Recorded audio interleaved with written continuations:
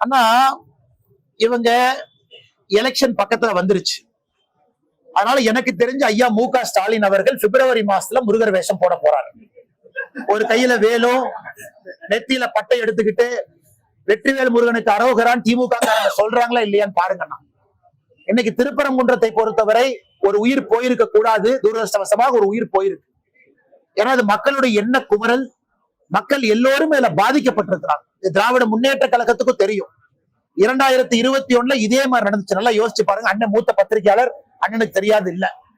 2021 கருப்பர் கூட்டம் வந்த உடனே தேர்தலுக்கு 3 மாசம் முன்னாடி எல்லாருமே வேல் பிடிச்சாங்க.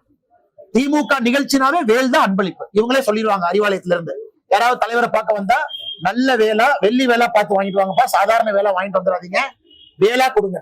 எல்லாருமே அறிவாலயத்துல 2021 தேர்தலுக்கு முன்னாடி 3 மாசம் வேலா மட்டும் கொடுத்தாங்க. அந்த வேலை இவங்களும் பிடிச்ச புகைப்படம் இருக்கு. ஆனா தமிழச்சி தங்கப்பாண்டியன் அவர்கள் மக்களுடைய மூட புரிஞ்சுக்கிட்டாங்க. ஓகே, நாம தென் சென்னையில எம்பி ஆகணும், நம்ம தென் சென்னையில யாராச்சும் 2-3 எம்பி வரணும்னா நமக்கும் கடவுள் பக்தி இருக்குன்னு காட்ட வேண்டும் என்பதற்காக பண்ணியிருப்பதாக நான் பார்க்கின்றேன். வருகின்ற காலத்துல திராவிட முன்னேற்ற கழகம் இந்த கமல வேடம் போடத்தான் போறாங்க. ஆனா மக்கள் இதை புரிஞ்சுக்கிட்டாங்க. என்ன வேடம் போட்டாலும் கூட மக்கள் தெளிவாக இருக்கின்றார்கள். ஆன்மீகத்திற்கே எதிரான ஒரு கட்சி திராவிட முன்னேற்ற கழகம். நான் இந்துக்களுக்கு எதிரான கட்சி என்பதை தாண்டி அடுத்தபடி போறேன். ஆன்மீகத்துக்கு எதிரான கட்சி திராவிட முன்னேற்ற கழகம். மக்கள் வீட்டுக்கு அனுப்புவாங்க.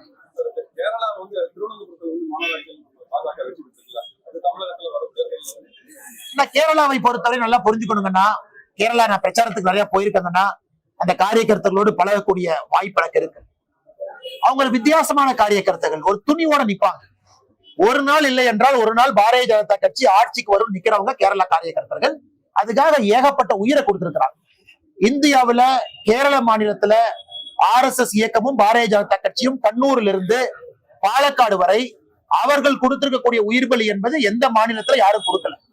இன்னைக்கு அதே உயிர்ப்பு தமிழ்நாடு காரியகர்த்தா இருக்கு.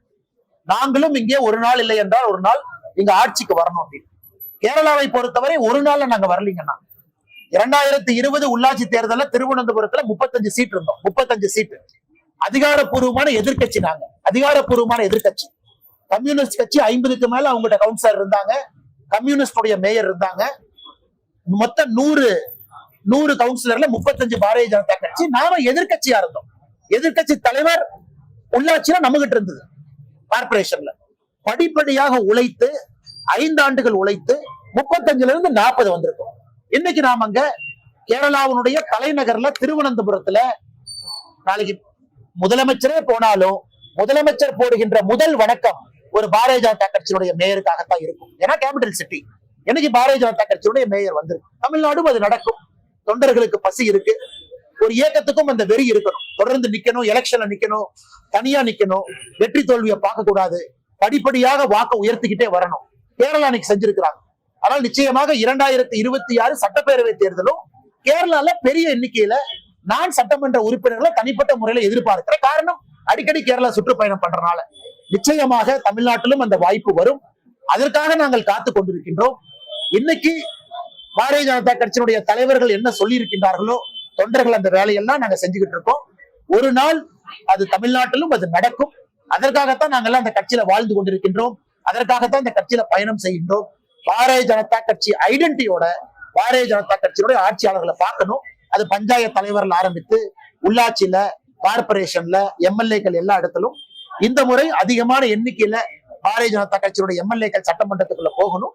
காலம் வரும், பொறுத்திருப்போம், கடுமையாக உழைப்போம், நமக்கும் அது நடக்கும்.